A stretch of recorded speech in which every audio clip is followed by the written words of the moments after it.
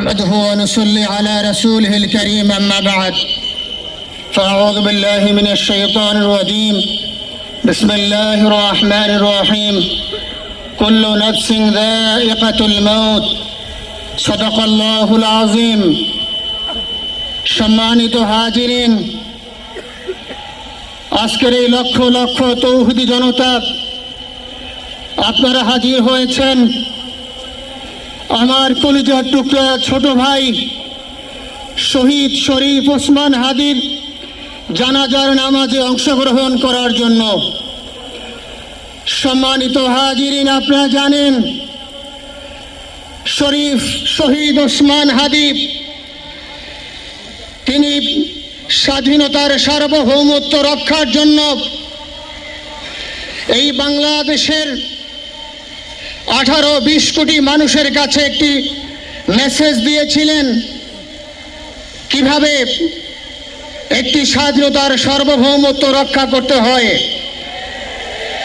আজকের বড় পরিতাপের বিষয়, আমার বলার মতো কোনো অবস্থা নেই।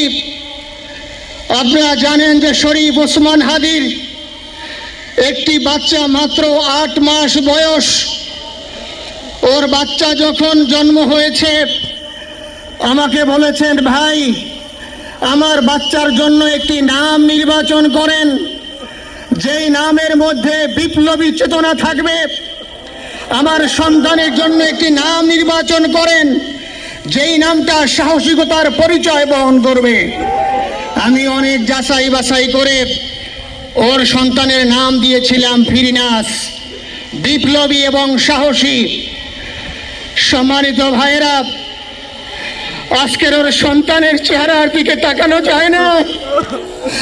আজকের আমার মা প্রায় পাগল হয়ে যাচ্ছে, জ্ঞান হারিয়ে ফেলছে। আমার ভাই বোন তারা পাগল হয়ে যাচ্ছে। আমার 6 ভাই বোনের মধ্যে সবচেয়ে ছোট ছিল শরীফ ওসমান হাদি। আজকের তার লাশ আমার কাঁধে বহন করতে হচ্ছে। আজকের আপনাদের কাছে আমার কোনো দাবি নেই, শুধু একটি দাবি। 7 থেকে 8 দিন হয়ে গেল দিবালোকে প্রকাশ্যে রাজধানী ঢাকায় জুমার নামাজের পরে খুনি প্রকাশ্যে গুলি করে যদি পার পেয়ে যায়, এর চেয়ে লজ্জার আমাদের আর কিছু নাই। যদি বর্ডার পাস হয়ে যায় 5 থেকে 7 ঘন্টা সময় তারা কেমন করে গেল, এই প্রশ্ন জাতির কাছে রেখে গেলাম। আমার কোনো চাওয়া পাওয়া নাই। আমার ভাই ওসমান হাদি শহীদ হয়েছে, ওর শহীদি তামান্না ছিল। আপনারা ওর বক্তব্য শুনেছেন, আপনারা শহীদ ওসমান হাদির টকশো শুনেছেন। ও সব সময় শহীদি তামান্না করত।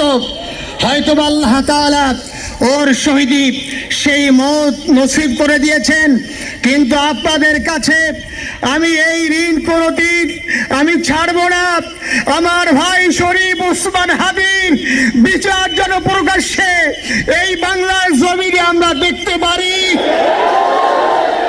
ভাইরা আমার, 7 দিন হলো এখনো পর্যন্ত আমরা কিছুই করতে পারলাম না।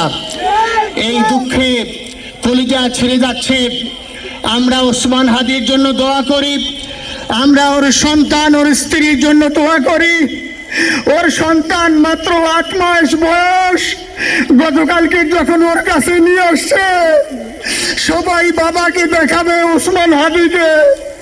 আমি বললাম কি লাভ হবে, ও তো কোনোদিন ওর বাবার চেহারা কথা বলতে পারবে না। ওর ছেলে আর কোনোদিন জানবে না যে আমার বাবা কেমন ছিল। ভাইরা আমার, ওসমান হাদি আর ফিরে আসবে না। ওসমান, তুমি দেখে যাও, লক্ষ লক্ষ জনতা, তৌহিদি জনতা তোমার জন্য পাগল।